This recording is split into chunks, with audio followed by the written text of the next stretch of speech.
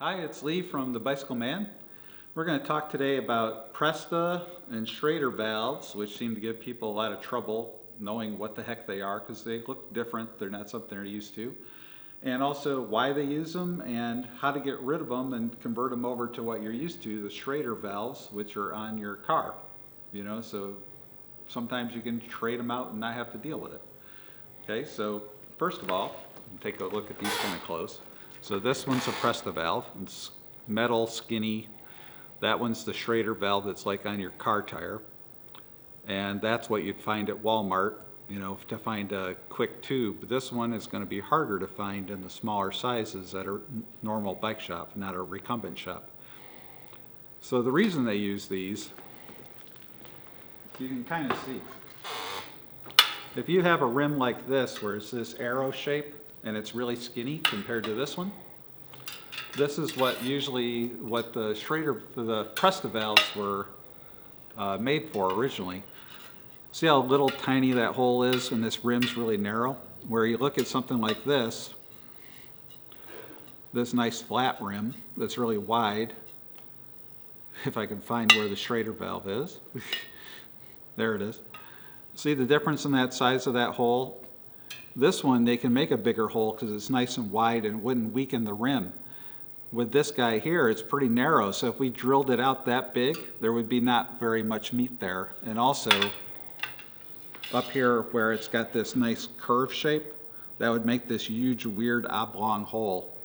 So that's why they have the Presta valves, to make it a little tiny hole so it doesn't weaken the rim and so it doesn't look too goofy. So what we end up doing quite often is someone will have this style of rim, but it's got a Presta valve on it. So we take a drill bit, which is a 21/64 inch, and we just go like this. We'll just hit it there and drill it right down through. And then clean it up with a file, and then that makes it into a Schrader valve rim, so you can just use it regularly. Now, the other thing that bothers people is, how do I air up my tires when I have this Presta valve, right? So they make a little adapter that looks like this, and that's the same size as the Schrader valves are, or your car valve is, so you can use regular pump. The trick is, though, that you have to take this has a little nut on it here, and it's threaded. You turn this out all the way, so this can move a little bit. Down inside of here, there's like a ball that's bigger than the opening of this tube. And when I do that, it lets air go into it. So you screw this guy, you open it up, screw this guy on,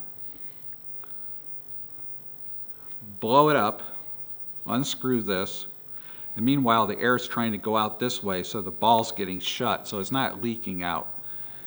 But when you're riding down the highway, it might be going like this and bouncing this up and down and seeping air out. So then you turn down this little part, which is drawing that ball up and locking it into place so there's no way the air can get out. And then just put this guy on as a valve cap at the end.